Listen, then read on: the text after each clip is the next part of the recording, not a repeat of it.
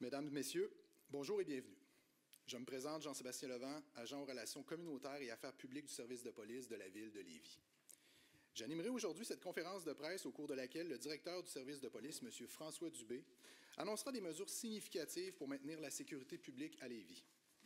Pour l'occasion, il sera accompagné de M. Gilles Lehoulier, maire de la Ville de Lévis, présent pour exprimer son soutien à ces initiatives visant à préserver le statut de Lévis comme l'une des villes les plus sûres au Canada. À la fin de l'allocution, nous enchaînerons avec les questions portant sur le sujet du jour. À la fin du point de presse, M. Lehoulier et Dubé se rendront disponibles à tour de rôle pour les entrevues individuelles. Alors, sans plus tarder, je cède la parole à M. Gilles Lehoulier, maire de la Ville de Lévis. Alors, merci beaucoup. Bienvenue à ce point de presse. Je suis très heureux aujourd'hui d'être évidemment en présence de notre directeur de la sécurité publique à la Ville de Lévis. Et je tiens aussi à souligner la présence de quelques policiers qui sont parmi nous, mais surtout à remercier donc l'ensemble de notre corps policier pour le magnifique travail qui est réalisé au sein de notre ville, puisque nous sommes encore au premier rang pour la sécurité publique. On en est très fiers à Lévis et on veut que ça se poursuive. Je vous donne un peu le contexte. C'est que l'an dernier, on s'est donné un cadre financier à la Ville de Lévis, un cadre financier qui, pour la première fois, prévoit un plan quinquennal des effectifs. Donc, ce plan quinquennal d'effectifs pour 2025, vous vous souvenez, si vous allez voir donc les communications qu'on a faites à ce moment-là, le 9 décembre 2024, on avait dit que le plan quinquennal des effectifs serait donc axé pour les prochaines années sur la sécurité publique et le service aux citoyens. Alors aujourd'hui, je suis fier d'annoncer donc que nous allons de l'avant avec la sécurité publique et ça s'inscrit donc dans ce plan quinquennal-là. Et au fond, en 2025, c'est 31 nouveaux postes.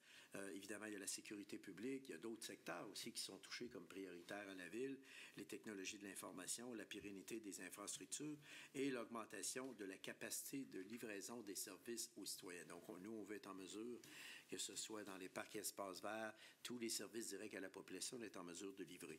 Donc, cette année, on a accordé une grande préoccupation à la sécurité publique. Pourquoi? Parce que quand on regarde les préoccupations de nos concitoyennes et de nos concitoyennes, arrive en tête de liste le coût de la vie, l'inflation, ces éléments-là, et arrive aussi en tête de liste la sécurité dans nos milieux de vie. Et ça, pour nous, c'est extrêmement important.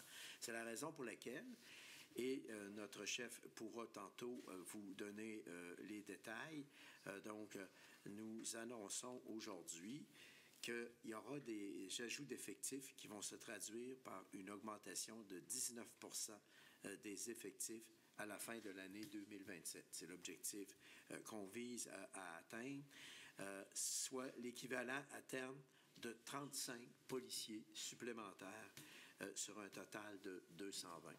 Bien sûr, dans le cadre de la négociation de la convention collective qu'on a adoptée la semaine dernière dans le cadre au sein du conseil municipal, c'est la raison pour laquelle on attendait de faire l'annonce de l'adoption de cette résolution-là.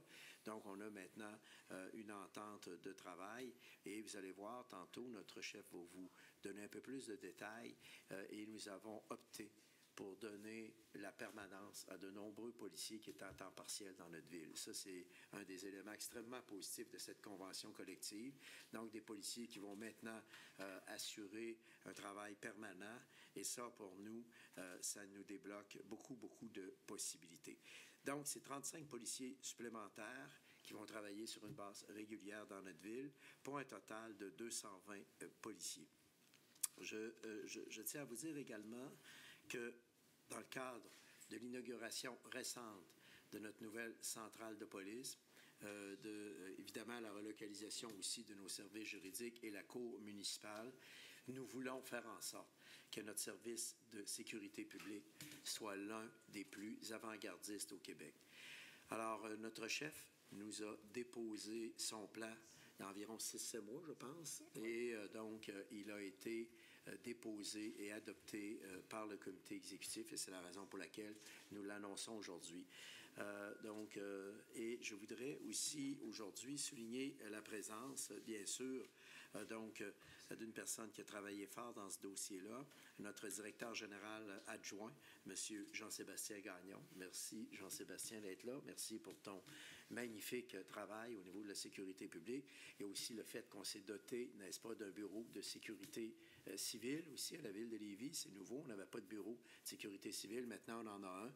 Alors, on veut demeurer à l'avant-garde. Puis l'autre point qui est important de signaler, c'est qu'il faut dire qu'au niveau démographique aussi, notre population augmente constamment. Alors donc, elle augmente, vous l'avez vu, 6 500 nouveaux citoyens dans les 2 dernières années. C'est quand même incroyable. Et même si on a 2 moratoires dans notre ville, je tiens à rappeler que le développement se poursuit à un rythme effréné. Je regardais juste les statistiques. Imaginez-vous qu'au 31 mai, on est déjà rendu à 525 permis émis. Donc, ça veut dire qu'on continue à croître quand même. Et déjà, pour 2025, 2026, 2027, on a 2000 nouvelles unités qui vont sortir de terre chaque année. Donc, notre développement se poursuit à un rythme important et c'est la raison pour laquelle, dans le plan d'effectifs, on avait placé au cœur de nos priorités la sécurité publique et le service aux citoyens. Et le cadre financier nous permet donc d'absorber ce plan d'effectifs à l'intérieur des paramètres budgétaires qui sont dans le cadre financier. Tout ce que vous avez à faire, c'est d'aller voir le cadre financier. Vous allez voir nos plans d'effectifs apparaissent pour les 5 prochaines années. Alors, on y ajoute 2,5 millions environ par année. Alors donc, voilà pourquoi c'est une belle annonce aujourd'hui. Et moi, j'en suis très fier parce que je veux m'assurer, en quittant la ville, qu'on va demeurer numéro 1 pour la sécurité publique. Alors voilà. Merci. Merci, M. Lehouillier. Maintenant, la parole est à M. François Dubé, directeur du service de police de Lévis.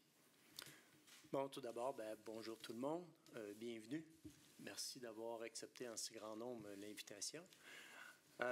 Comme M. le maire, je vais répéter certaines choses que M. le maire a mentionnées. Contextuellement, la ville de Lévis a une croissance démographique dans les dernières années.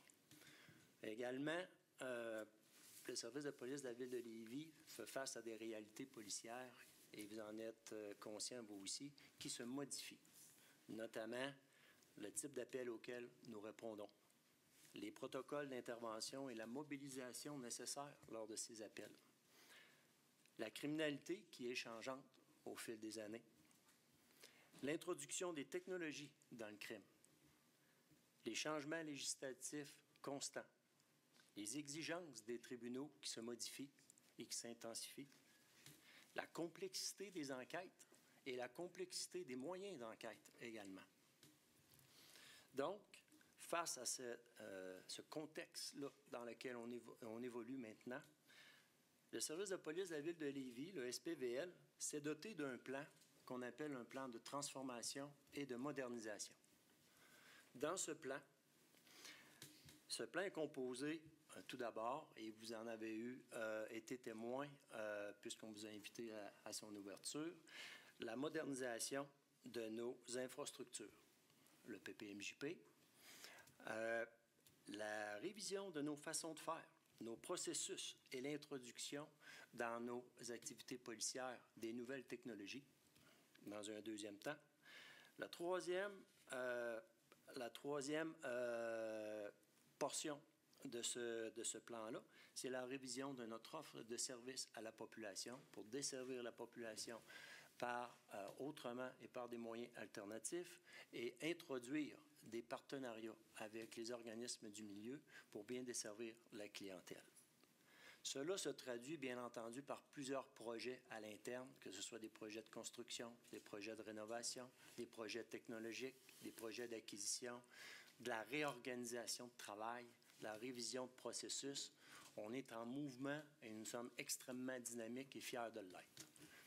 Bien entendu, dans ce plan-là, on introduit également, comme M. le maire l'a mentionné, la mise à jour de notre plan d'effectifs. Suite au dépôt d'un plan d'action que nous avons préparé à la direction et que j'ai présenté il y a quelques mois à la direction générale et également aux autorités politiques. D'ailleurs, que je remercie mon patron et les autorités de la direction générale et également Monsieur le maire pour la réception, l'écoute et l'appui et la confiance qu'ils m'ont démontré dans le dépôt de ce plan d'action-là. Ce qu'on annonce aujourd'hui, on est très heureux de l'annoncer concrètement, comme Monsieur le maire l'a dit, concrètement, avec toutes les disponibilités budgétaires dans le budget 2026 et 2027, ce qui est visé, c'est l'ajout de 19 %, une augmentation de 19 % de l'effectif policier, ce qui représente 35 policiers supplémentaires, puisqu'on a présentement un effectif de plus ou moins 185 policiers qui varie au mois, on peut dire, avec les départs à la retraite et les arrivées de nouveaux policiers. Et notre objectif, c'est de passer de 185 policiers à 220 à terme. Et l'objectif à terme, excusez-moi, c'est la fin 2027. Donc, c'est un horizon de 3 ans, incluant l'année 2025. Comment se décline, parce que vous allez probablement avoir cette question-là, ces 35 postes-là, c'est par l'entremise de deux façons. Un, des postes supplémentaires dans les plans d'effectifs de la ville de Lévis, soit 21 postes supplémentaires. Et les 14 autres postes sont issus de la signature de notre convention collective et principalement à la conversion de nos policiers temporaires qui, pour certains, travaillaient à temps partiel, qui vont devenir des employés à temps complet dès leur entrée en service. Donc, ça nous amène une capacité supplémentaire que nous n'avions pas. Avec cette mesure, et surtout tous les autres projets et le grand programme de transformation et modernisation, on est confiant, comme M. le maire l'a mentionné, d'atteindre notre objectif ultime, soit de demeurer la ville la plus sécuritaire au Québec et l'une des plus sécuritaires au Canada. Merci beaucoup. Merci, M. Dubé. Passons maintenant à la période de questions portant sur le sujet du jour. Veuillez indiquer votre nom ainsi que celui de votre média. Merci. Merci. Catherine Bouchard pour le Journal de Québec. Je présume que les violences urbaines font aussi partie des motifs de cette décision-là. OK. En fait, les démarches, faut comprendre que les violences urbaines sont arrivées à Lévis à l'automne 2023.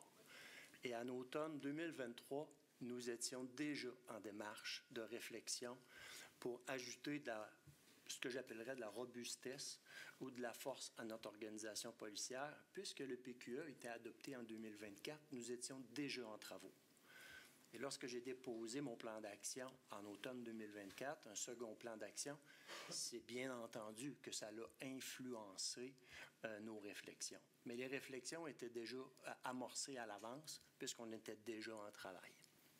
Et est-ce que c'est possible de savoir qu'est-ce que ça représente comme investissement, cette augmentation-là des effectifs? C'est calculable? Présentement, moi, personnellement, je n'ai pas le chiffre à vous fournir. Je m'étais levé pour aller au micro. Je savais pas qu'on... J'aurais pu rester assis, mais j'étais caché un peu. On n'a pas de chiffres à fournir, mais on prévoit à chaque année, dans le cadre financier, environ 2,5 millions d'ajouts salariales. Alors donc, ça fait partie des priorités. Et comme on le dit dans le cadre budgétaire, pour 2025, on privilégiait la sécurité publique, entre autres. Donc, c'est la raison pour laquelle on a les sommes nécessaires et on privilégie un secteur pour les 2-3 prochaines années qui va être la sécurité publique. Mais on a des sommes prévues. Maintenant, vous donner le détail, on pourrait toujours le faire parce que c'est issu des conventions collectives, mais il faut dire qu'il y a des gens de temps partiel qui ont déjà un salaire. Donc là, il faut faire le calcul plus fine-tuning, là, mais c'est possible de le faire, on va sûrement le faire. Mais là, comme la convention collective vient tout juste d'être signée, bien, ces détails-là seront disponibles d'ici quelques semaines, quelques mois, ou tout au plus. Mais au fond, on a, pour les nouveaux postes prévus dans le plan quinquennal d'effectifs, on a les argents nécessaires qui ont été adoptés dans le budget de 2025. Oui. C'est pas grave. Non, mais il n'y a pas de problème. Pas de souci. Ma question va un peu dans le même sens, c'est-à-dire ce qu'on présente aujourd'hui au niveau des ajouts d'effectifs. Est-ce qu'on est allé à la limite des capacités budgétaires ou on est allé à la limite des ressources nécessaires? En fait, lorsque j'ai, avec l'équipe, amorcé la réflexion et fait la réflexion, si on veut qu'une réflexion soit complète, on ne se met pas de limite. Donc, comme je l'ai expliqué, c'est un plan de réponse qui est multifacette. Donc, oui, ça prend des effectifs, mais il faut revoir nos façons de faire. Il faut revoir notre façon de livrer le service. Il faut être plus efficient et plus efficace en introduisant des nouvelles façons de faire et de la technologie. Donc, le plan a compris tous ces aspects-là. Et une fois l'analyse faite et les postes analysés, c'est le nombre de postes qui a été présenté. Il n'y a pas eu de limite budgétaire ou de limite de postes. C'était vraiment un plan multifacette qui comprenait ce nombre de postes-là. Je veux juste bien comprendre, pour ce qui est de la ventilation, est-ce que c'est 35 nouveaux matricules? Oui. C'est 35 nouveaux matricules pour les 2 prochaines années? Trois prochaines. 2027, ouais. 25, 26, 27. Oui, OK, l'année, c'est vrai, l'année n'est pas finie, moi. Mais toujours selon, comme on l'a dit tout à l'heure, les disponibilités budgétaires des années 2026 et 2027. Est-ce que vous pouvez nous dire au niveau des ressources, au niveau des enquêtes, ouais. Comment ça va se ventiler au niveau des enquêtes? Parce que je pense qu'ils avaient la langue à terre depuis un bon moment et il y avait peine à fermer un dossier, qu'il y en a un autre qui s'ouvrait. Jusqu'à quel point on va être en mesure de donner du renfort au niveau des enquêtes? Dans quelle proportion?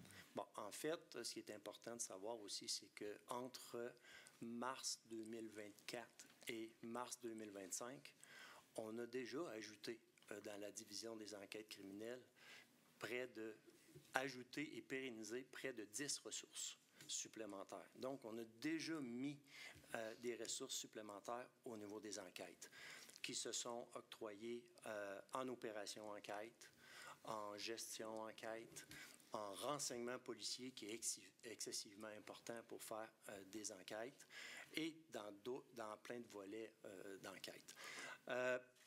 Avec ces postes supplémentaires-là, on vient aussi de réorganiser présentement notre structure d'enquête pour faire face à ces nouvelles réalités-là. Donc, l'objectif des 35 postes, c'est d'amener une robustesse dans la transversalité complète de l'organisation. Et c'est certain qu'on va en rajouter au niveau des enquêtes, mais je veux voir à quelle proportion on va en rajouter selon les ajustements qu'on a faits dernièrement et les ajouts dont on a fait, mais il va y en avoir d'autres. Je peux-tu m'en permettre une autre? Une petite dernière sur la rétention, votre espoir de rétention. Oui. Je pense qu'on le disait, là, les départs de Lévis. Lévis était souvent une pépinière, on disait souvent une pépinière à Québec. Québec est en recrutement massif. Là, on veut en embaucher 100 pour les 2 prochaines années. C'est déjà commencé. Jusqu'à quel point vous avez espoir de les convaincre de rester du bon bord du fleuve? Tout d'abord, quand on parle... on en perd, bien, on en perd puis on en gagne. Okay? Parce que ce qu'on remarque sur l'échiquier québécois, c'est qu'il y a une grande mobilité des jeunes ressources policières parce que l'équilibre entre l'offre et la demande n'y est plus. Donc, juste pour vous donner un exemple, M. Dubois, j'en ai à rentrer cette semaine, mais l'avant-dernière cohorte, j'avais 50 % de ma cohorte qui venait d'autres corps de police. Et celle de janvier, j'avais 100 % des jeunes qui sont rentrés qui venaient d'autres corps de police. Donc, oui, on subit cet impact-là, mais on le fait subir aussi à d'autres. On est très confiant de devenir hyper attractif pour plusieurs points. Tout d'abord, le statut de nos recrues qui vont rentrer en fonction chez nous avec des nouvelles conditions de travail, avec un statut temps plein régulier constant, ce qu'on n'avait pas. Également, on va offrir, pour ceux qui vont venir de l'extérieur, des reconnaissances d'acquis expérientiels. Donc, les gens qui vont avoir fait 2 ou 3 ans à l'extérieur qui vont venir ici, comme on dit, ne perdront rien. Ils vont pouvoir le transférer. Ensuite, on va offrir une organisation qui est hyper dynamique, qui est dans un virage de modernisation et technologique. Vous avez vu, on vous a invité à la visite du PPMJP, c'est de toute beauté. Fait que c'est une étiquette qu'on veut être. M. le maire parlait d'être à l'avant-garde. ça aussi, on compte sur cette étiquette-là pour attirer les gens. Et aussi, bien, il y a la ville de Lévis en elle-même, il ne faut pas l'oublier. On a la ville, parmi les 10 grandes villes québécoises, qui a le plus bas taux de criminalité, qui a le plus bas indice de gravité du crime et qui offre une qualité de vie exceptionnelle pour ses futurs citoyens.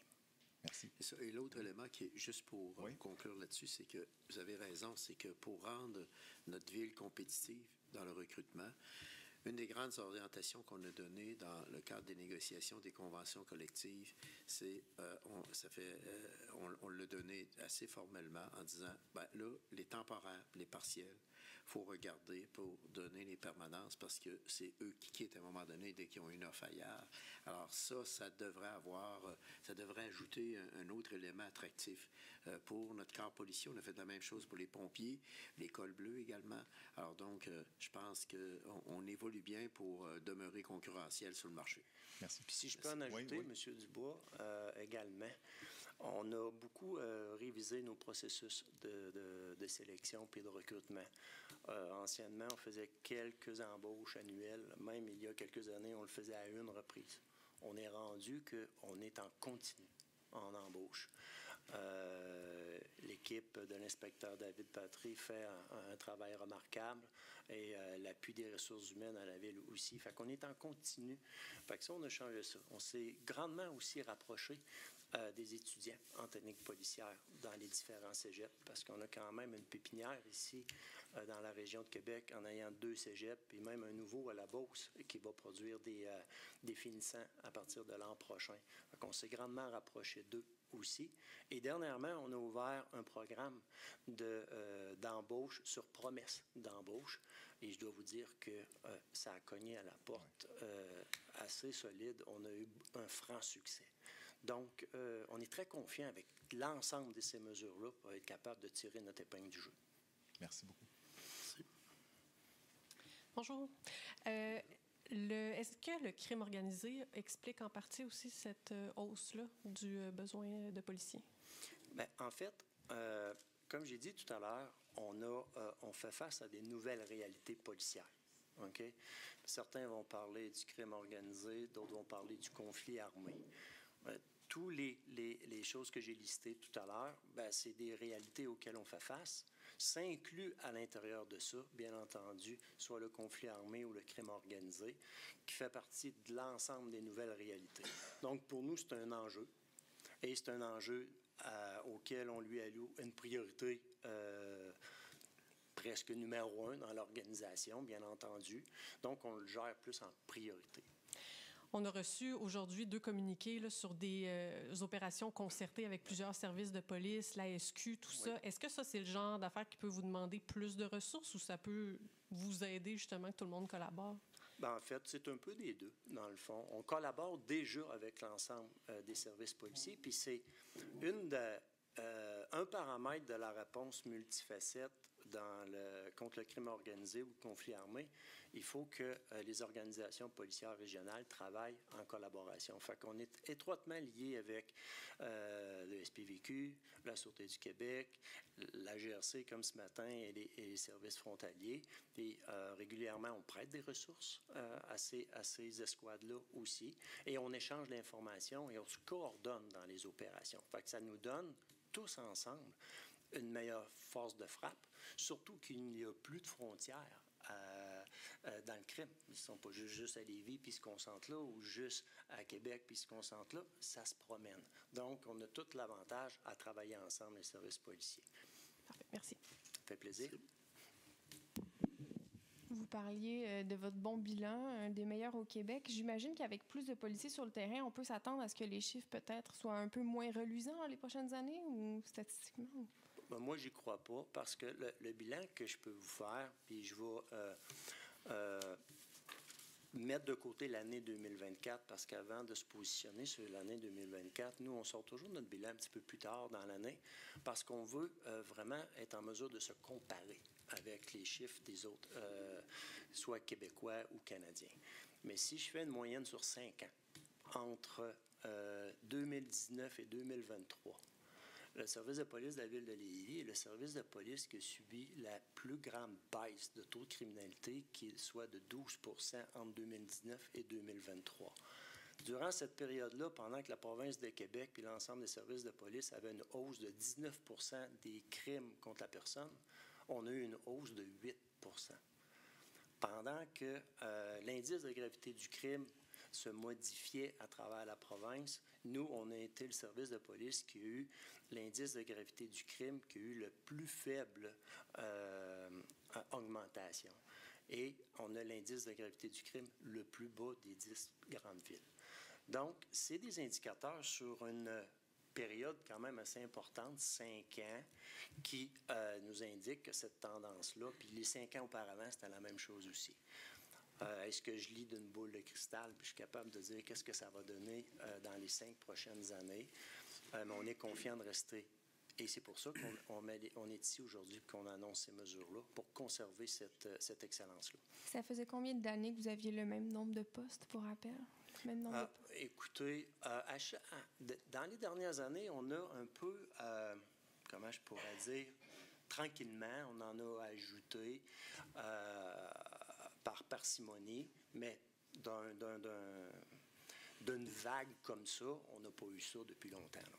Une vingtaine d'années, c'est-tu correct de dire ça? Bien, moi, je suis à la ville de Lévis depuis le début des années 2000. Et lorsque je suis arrivé, on venait d'annoncer là, beaucoup de permanences, une vingtaine, je crois, dans ces années-là.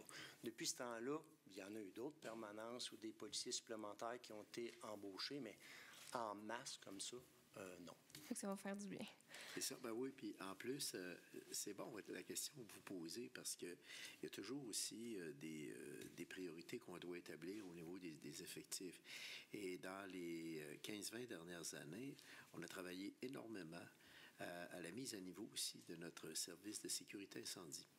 Ou si je vous disais, par exemple, en 2001, après le grand regroupement de la ville, il n'y avait que 2 pompiers permanents, 1 ou 2 pompiers permanents à Lévis. Ça vous donne une idée, c'était tous des pompiers volontaires. Alors, aujourd'hui, on est rendu à quoi? Au-delà de 125, 150 pompiers. Alors, ça vous donne une idée que la priorité a été mise là. On a même construit quelques casernes d'incendie. Après, on s'est dit, bon, ben là, il y a le volet sécurité, où là, on s'apercevait qu'au niveau policier, là, on avait un peu de rattrapage aussi à faire. On en était conscient. Ça a commencé aussi avec la centrale de police, où on avait 2 centrales de police totalement désuètes, là, il faut le dire. Mais c'est des plans de match qui sont progressifs, qui prennent un certain temps également parce que les sommes en jeu sont importantes. Alors, il faut prioriser. Et là, ben, étant donné maintenant, en plus qu'on a notre nouvelle centrale de police, ben, on s'est dit, en même temps, là, on est rendu là. Tu sais, alors, il faut vraiment qu'on y aille de façon progressive parce que le regroupement de la grande ville en 2001 a fait en sorte qu'on a regroupé plusieurs petites entités. Mais ces petites entités-là étaient moins bien organisées que, évidemment, des villes comme ailleurs à Québec, ou des villes qui ont fait des regroupements, là, où ils étaient déjà bien organisés. Alors, nous, ça a été le défi de dire on part presque à zéro et là, il faut monter nos organisations. Alors, je dirais que dans les 15 dernières années, on a donné un bon coup de barre au service de sécurité incendie. Et là, on est rendu maintenant à la sécurité, au niveau de la sécurité publique pour nos policiers. Si vous me permettez, je ferai un petit ajout à ça. Ce qu'il faut aussi comprendre, c'est que quand on voit des gestes comme ça tangibles de résultats ou de réponses, il y a des réflexions qui se sont faites en amont depuis longtemps. Parce que oui, ça implique des coûts, ça l'implique... donc, il faut que tu penses à ta stratégie longtemps d'avance pour mettre ton morceau puis ton casse-tête en place. En mai 2023, on a déployé notre nouvelle plateforme de gestion policière informatique. Mais on était en réflexion puis en projet sur ce projet-là depuis 2017. Donc, d'y réfléchir, d'analyser le marché, de voir ce qu'on voulait, d'aller démontrer la nécessité, d'aller chercher les sommes, d'aller faire l'appel d'offres, etc., et de le déployer. Bien, avant d'avoir des résultats concrets, on a plusieurs années de travail en arrière de nous. Fait qu'on est toujours actif. Et là, toutes ces réflexions-là puis ces planifications-là ont été faites. Et là, graduellement, une après l'autre, on voit atterrir les résultats tangibles. Et une autre de nos préoccupations puis de nos orientations au niveau du conseil municipal, c'est tout le volet prévention aussi, où nos policiers, dans le passé, intervenaient davantage dans le volet prévention. Mais là, finalement, ça va permettre, parce que, mine de rien, le chef me disait hier que, juste au niveau des jeunes, nos corps policiers en prévention rencontrent près de 10 000 jeunes annuellement. C'est énorme. Donc, et c'est ce qui fait la prévention, qu'on obtient des cotes de criminalité assez faibles parce qu'il y a tout le volet prévention qui est important. Alors, si on veut s'assurer qu'on va maintenir aussi ce volet prévention-là, et pour ça, ben, il faut à un moment donné remettre à jour nos effectifs. Merci. Bonjour, Victoria du Soleil. Justement, sur le volet prévention, on sait qu'il y a plusieurs acteurs clés là, du groupe BFM qui sont originaires de Lévis. Est-ce qu'avec ces nouveaux effectifs-là, on prévoit augmenter le volet prévention pour le recrutement de ces groupes-là spécifiques? OK. Tout d'abord, au volet prévention, ce qui est important de spécifier, c'est que quand j'expliquais tout à l'heure que dans les années antérieures, on avait commencé à injecter des nouvelles ressources, puis j'ai parlé de 10 nouvelles ressources aux enquêtes. On a aussi injecté une nouvelle ressource au niveau des relations avec la communauté, puis spécifiquement à la prévention. Parce que ce qu'il ne faut pas oublier, c'est que les jeunes d'aujourd'hui sont peut-être nos futurs délinquants de plus tard. Donc, il faut aller travailler à la source. Donc, on a alloué une priorité à un effectif au niveau de la prévention pour être capable de passer de 10 000 jeunes à plus de jeunes rencontrés. On a déployé aussi un nouveau programme de prévention, puis vous m'excuserez pour le nom, peut-être que je ne l'ai pas exactement, c'est Gang et violence armée, que l'on souhaite donner à tous les étudiants de deuxième secondaire sur le territoire de la ville de Lévis, qui est justement une réponse vis-à-vis ce que l'on vit en crime organisé, parce qu'on sait que les auteurs sont de plus en plus jeunes, donc on doit aller travailler à la source.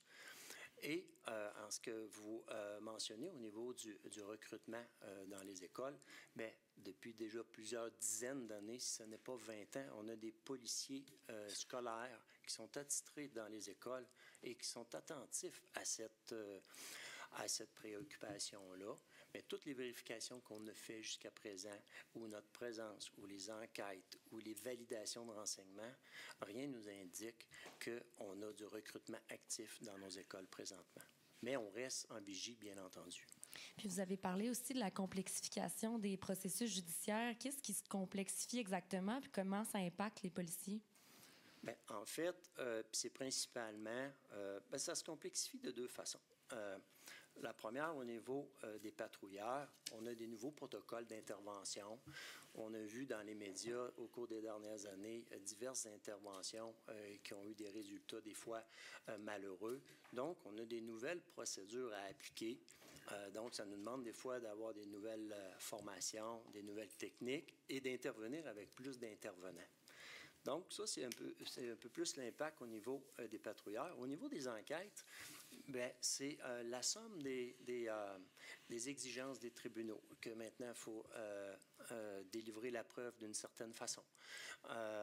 Les démarches d'enquête, on a une multitude de permissions judiciaires à demander. Aussi, les méthodes d'enquête, ce qu'on faisait anciennement seul, il faut le faire aujourd'hui à deux, par principe de sécurité ou légalité. Ce qu'on faisait à deux, il faut le faire à quatre. Donc, ce que ça l'amène, c'est une pression dans l'exécution du travail. Donc, puis aujourd'hui, justement, en ajoutant des effectifs, c'est d'être capable de reculer ces limites-là et d'atténuer ces conséquences-là. Puis, M. Lehouillier, vous en avez glissé un petit mot. Êtes-vous en mesure de confirmer combien de pompiers vont être ajoutés dans les prochaines années? Nous, en fait, on est en train de revoir, justement, avec M. Gagnon, notre schéma de couverture de risque. Le gouvernement souhaite qu'on mette à jour. Alors, on est là-dedans, on est dans l'élaboration. Je n'ai pas pris encore connaissance des recommandations qui vont nous être faites, mais on s'ajuste constamment. Et encore une fois, dans le cadre des négociations de conventions collectives, la bonne nouvelle, et je peux vous dire que la semaine dernière, j'assistais justement à une cérémonie de reconnaissance pour nos pompiers. Et je pense que les pompiers sont très heureux du fait qu'on ait accordé des permanences à des gens qui étaient temporaires. Donc ça sollicite l'embauche chez nous. Ça évite des départs aussi de gens qu'on a formés souvent puis qui nous quittent.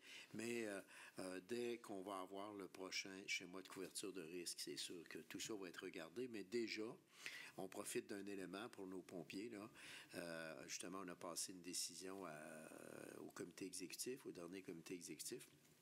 On est en train de regarder pour profiter du fait que nos policiers ont quitté le boulevard Guillaume Couture. Alors là, on va améliorer la caserne des pompiers. On va pouvoir investir des sommes d'argent. Ils peuvent agrandir de l'intérieur, hein, les policiers étant moins présents. On va peut-être garder une petite halte pour nos policiers, mais au fond, ça va permettre vraiment d'améliorer cette caserne-là. Donc, on a, oui, des projets d'amélioration là, qui sont en cours de route. Merci. Merci. Oui, parmi la vingtaine de postes supplémentaires, là, outre les temporaires qui virent permanents, là, est-ce qu'on a déjà commencé à afficher les postes? Dans le cadre de la signature de la convention collective, on a créé certaines nouvelles unités, dont une unité de formation, une unité de détention, une unité d'expérience client. Ces postes-là sont sur le point d'être affichés graduellement.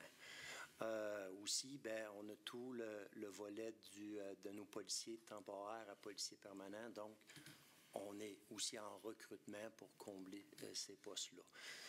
Pour le restant, ça va se faire graduellement, année après année, après évaluation des besoins et selon l'attribution des budgets également.